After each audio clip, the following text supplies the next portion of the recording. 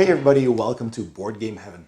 In this episode, I'm going to talk about the game Huns by Boîte de Jeu, which is a set collection game for 2 to 4 players, which plays in about 45 minutes.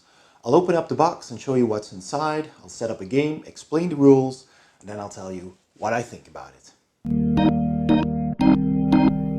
Alright, Huns by Fnoop and illustrations by Anthony Wolf. The front of the box is nice and clean. I really like the artwork here, and it has some spot UV as well, as you can see. So then the back of the box has the components here, the setup of the game basically all laid out, and a little bit of text. So it's 45 minutes, 2 to 4 players, ages 14 and up. So that's all very clear. Let's open up the box. I've already taken the shrink off. So inside you will find a rule book, very clear rule book, which shows you the contents, the goal of the game, how to set up the game, playing the game, and that's just a couple of pages. It's really simple, explains all the cards and what they do. So it's 8 pages long and some things you need to keep in mind. And then there is a sheet with frequently asked questions about the equipment cards, mercenaries, raid cards, curses, and treasure cards. So some of those are explained in more detail. Then you see a baggie with all these cubes. So these are the resources you're going to be using in the game. There are small cards here, and these are the cards that you will be filling. They all have these symbols on them and a color. So those are in the box. And there is a little notepad for, counting your score at the end of the game. And there's a first player marker that sits in here nicely. And then there are these 4 player boards. So you can play up to 4 players. They're double-sided, but they're the same on both sides. And then here is an insert with all the cards that you're going to be using in the game. So these treasures, items or equipment, the curses, pillage cards, mercenaries, and there are some turn or overview cards here. So the stuff that you can do, what the effects do, and what the cards do. So that's all really nice. Every player can take one of these. They're double-sided. So that's in the box as well. And of course, as you have seen, these 5 dice that have a little slot for them. It's quite tight though, but they all fit in here nicely. So let's set up a game. So the setup for Huns is very simple. Each player takes one of these player boards. One player takes the first player marker.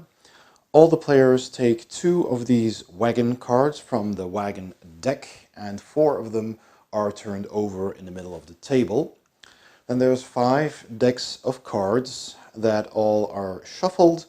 If you're playing a 2-player game, you need to take out some cards, and same goes for a 3-player game, because some of these have a icon in the bottom left here. So you can see in a 4-player game you just leave them all in, and in a 3-player game you take this out, and in a 2-player game you take both of those out. There's just 2 of these in all the decks, so you simply take out what you need to take out, and then you are ready to play the game.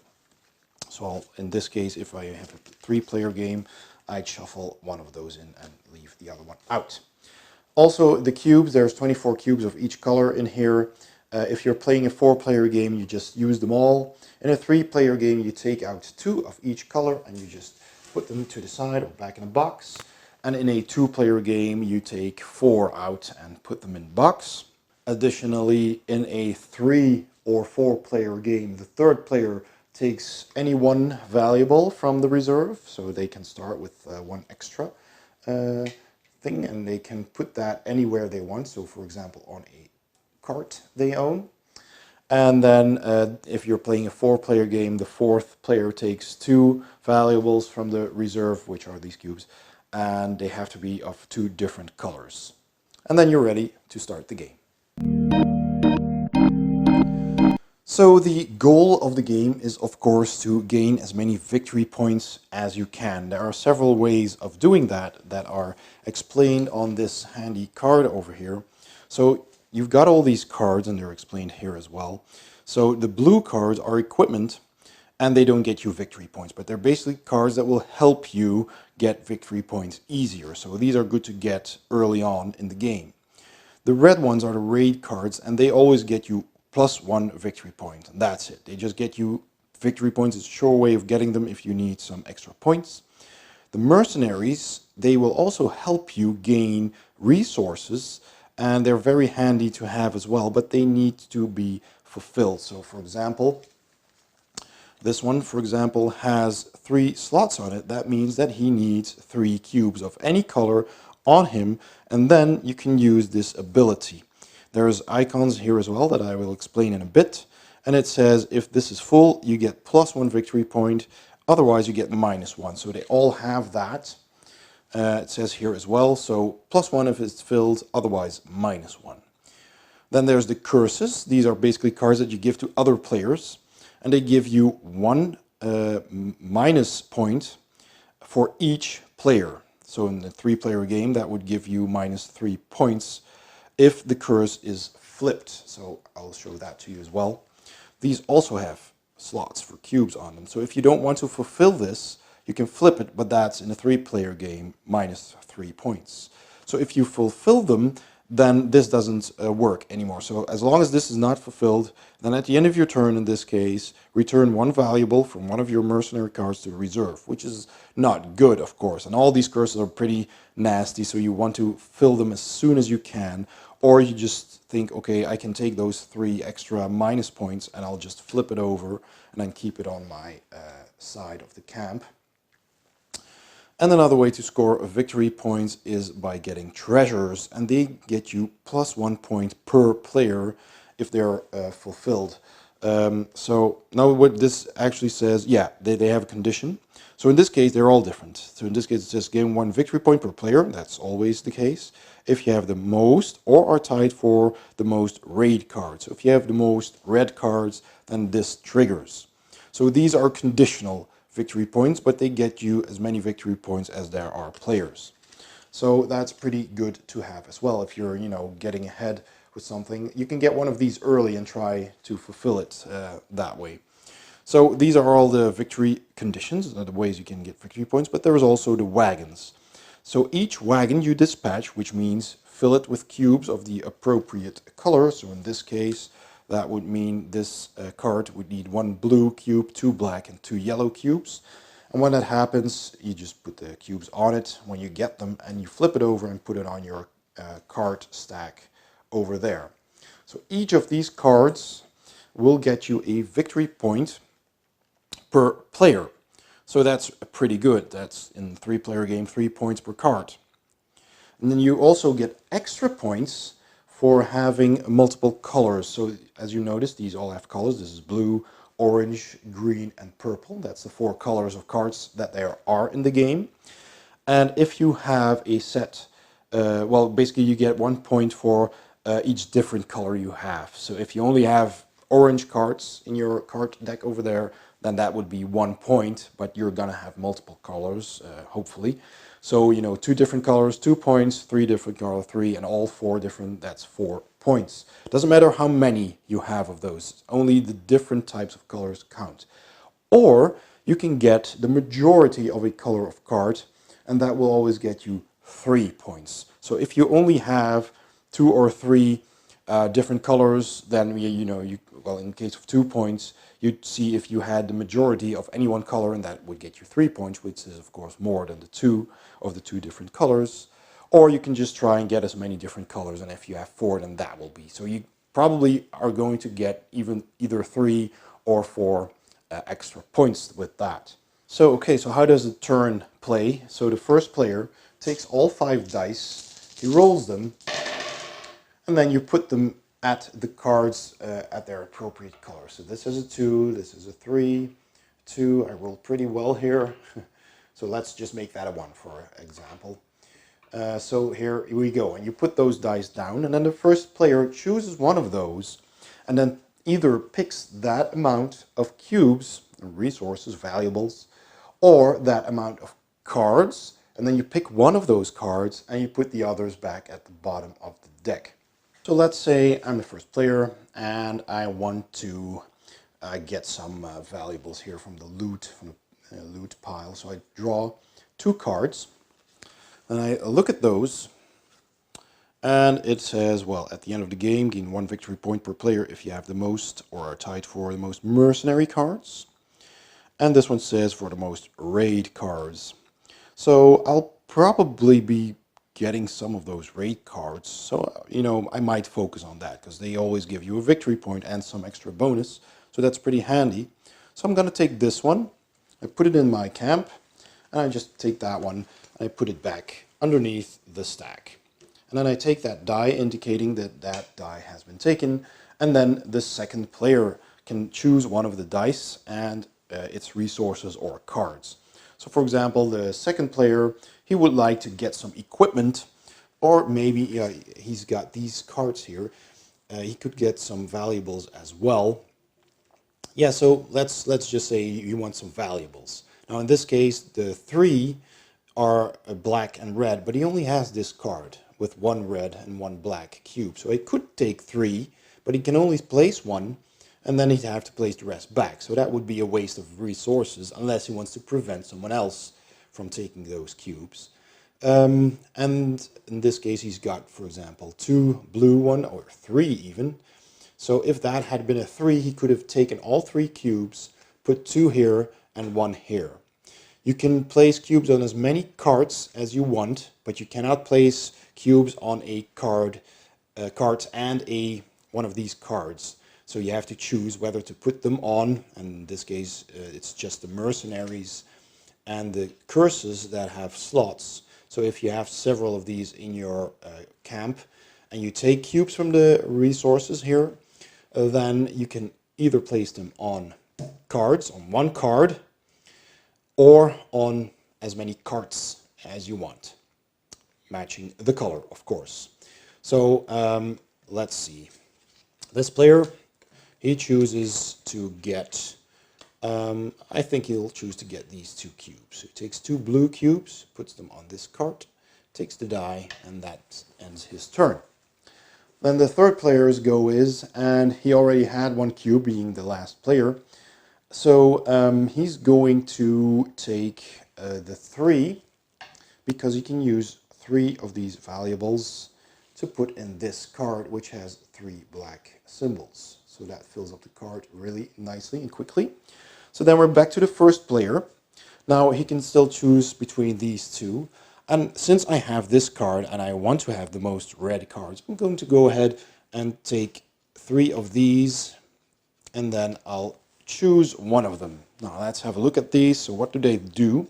So they all give you a victory point at the end of the game, and they have different symbols on them, which I will explain after this. And this one says, at the end of your turn, designate an opponent and re-roll your die. Pillage from that opponent's wagon a number of valuables of your choice.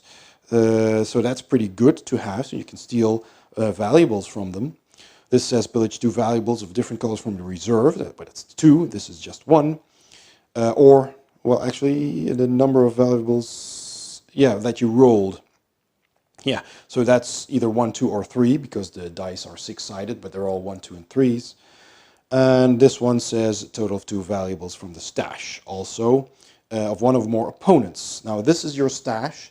Every time you fill a wagon completely and you flip it over, you put those cubes into your stash. So that will just fill up with cubes, and other players will possibly gain resources from that with cards such as this. But I'm going to take this one. That's just 2 cards every time. Oh, no, this is just 1 shot, actually. Yeah, this says at the end of your turn. And this says just once, basically. So I'm going to take this one, which gives me, you know, a permanent advantage. So that's pretty good. I'll take the die. I'll put this on the bottom of the stack again. And that was my go. So then the second player is go, and he can only do this one. And he will choose to just take the card. He can only take 1. So he'll just have to make do with whatever is on top and put that in his cap. Okay, so now let's have a look at all those symbols to better understand the cards. So you've got the green arrow pointing left over here, which says at the beginning of your turn. So before or just after taking your die, you can do that action. The red arrow pointing right says at the end of your turn, after you've performed your actions. This is during your turn, the blue one, before, during, or after performing your action. This arrow means at any time, at any moment, even during an opponent's turn. And this says at the end of the game when counting victory points. Right? So those are pretty clear, and you can have that on your card in front of you. But they're pretty straightforward. And it says so on the card itself as well. So really, it's all pretty clear. If you just read this at the end of your turn, that is the same as that symbol, of course. So all these cards do different things, and after having played this once, you'll understand exactly what several of them do. So you'll know which cards you'll want to get earlier and later in the game. They're pretty self-explanatory. They are language dependent though, because there's text on them, so this game is not language independent. And so we arrive at the end of one round. So then you pass the first player marker to the second player. That player takes all the dice, and that player rolls the dice and does the same again. So you just place your results at the colored cards again, and then that player goes first, selecting either the valuables or the cards, picking one card or all the valuables, placing the valuables on either a single mercenary or curse card, or divides them however he wants on his these cards over here. And like I said, as soon as you fill a card, so let's say you already had several cubes here, or let's say he had it like this, so 2 yellow ones, and he chooses to pick this die, then he gets 3 of these, but he can only place 2 of them, so 1 here and 1 there, and that would mean this card is full, that this amount of cubes goes into his stash over there, and this gets flipped over, and that becomes a point at the end of the game per player. And so you continue until either one stack of cubes or one stack of cards is completely gone, and that ends the game. You finish the round, and then you count your points using this notepad. So you count up all your raid points, your mercenaries that have been fulfilled, and minus points for the ones that you didn't fulfill. You get your loot points, your minus points for curses, the cards that you managed to fill, and possibly extra points for having a full set of 4 or 3, or having the majority for 3 points. You count that up, and the player with the most points wins the game. In case of a tie, the tied player with more valuables in their stash wins the game. And if that's a tie as well, then those players share the victory, being the most successful Hun leaders. So, my final thoughts on Huns by La Boîte de Jeu. So let's start with how it looks. The aesthetics are really good. I really love the artwork. The artwork's great. This even makes a nice panorama, as you can see. That's pretty cool as well. The artwork here on the tiles are nice, on the cards themselves, on the other side, they're all different and really nice. So the artwork is superb, it's really well done. I like the box's cover as well, like I said, so this looks really cool, with some artwork on the sides as well. So otherwise, component-wise, I love that this has a good insert that fits everything, that's really handy. Makes it easy to store, even vertically, so nothing just gets scrambled inside your box. They have a nice notepad with plenty of sheets, so that's good as well. It's very clear with the icons on it. These cards really help to have with all the symbols explained and how you get victory points, so that's good as well, really thought through.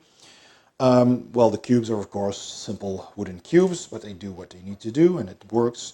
Placing them on your cards like that, that's makes sense. And if you have it cursed, the squares make it clear that the cubes go there. And once you've filled one, then they're done. You're done with that card. So that all works nicely, and they're nice and brightly colored. So all the cards and the dice and the cubes, you instantly see which color belongs to which stack. So that's very clear as well. The component quality is good. The cards are thick enough so to be handled a lot. Yeah, so that's not a problem as well, as far as I can see. These cardboard player mats are also nice and thick, but they do warp a bit. These have warped just slightly. It's not big of a problem, but you may want to, keep them underneath something heavy for a couple of nights to straighten them out a bit. I don't know if it's the moisture in the air or whatever, but they did warp just a little bit, but otherwise they're fine. So component quality is very good. The artwork is also very good. Now let's talk about the gameplay. I think this is a really clever game. I really like it. It's a fast game. I like the mechanics where you can, roll the dice, and then depending on what you roll, you either choose to draw a number of cards, keep one, that will help you during the game, then concentrate on those. You can, thwart other people's plans with these curse cards, costing them extra resources or just having them flip them over for minus points. So that's pretty cool as well. I like that there are 5 different kinds of cards that you can try and get, and they will all either help you or work against you in the case of curses. And that's pretty nice. You can adjust your strategy accordingly. If you see that what other players are doing and they're getting ahead of you, then you might give them some curses, or you try to get some mercenaries that will help you during the game so you can gain more valuables. So that's pretty cool. I really like that there are these different cards to choose from, and you can adapt your strategy with that. And like these cards, the blue ones, they just give you an advantage. So this one, for example, the siege machine, will help you get rid of curse cards more easily because they cost you 1 valuable. And there's all kinds of cards that will help you, get ahead quicker. I like, putting the cubes on these cards and filling them, trying to get as many different colors as possible, because as soon as you fill one, you get to draw another one from these 4, and that gets refilled, of course. So there's a couple of things that you can do to keep it interesting, but it's still a pretty fast game. Although in a 4-player game, you do get a little bit of downtime if players take a lot of time deciding what to choose. But all in all, after you've played this a couple of times, people will, get it, and it'll be played quicker. So that's okay. And I think it really works well as a 2-player game as well. That goes nice and fast. 3-player game is okay. But like I said, 4-player game, you're gonna want to have some people to play it a couple of times so it goes faster. First time with 4-player games might drag a bit. But that's, the gameplay itself is really nice. I really like it. Lastly, the theme of the game, well, it's called Huns, and you're all trying to be the best Hun leader. And, well, they did that by, by raiding and having these fierce warriors in their clans. There are apparently curses, and they loot. So that's all very tied into the theme. I really like that. That is very thematic. And the artwork is very thematic as well, so it gets you into this feeling that you're this nomad clan of Huns, just trying to get as much success and valuables by pillaging villages, by getting the most fierce warriors in your clan, by cursing other players. So there's a bit of conflict in there. And even though the game is basically a set collection game where you're trying to fill these carts by, basically you're trading valuables, that's what you're doing as a Hun, and by stealing from others, and, getting these cards that'll help you. It's a set collection game, but the theme ties in nicely. I think that works well. I think it could have been any theme really, but I think it works. It works nicely. So yeah, I'm liking the theme. It's something fresh and new. You don't see that very often in games, I think.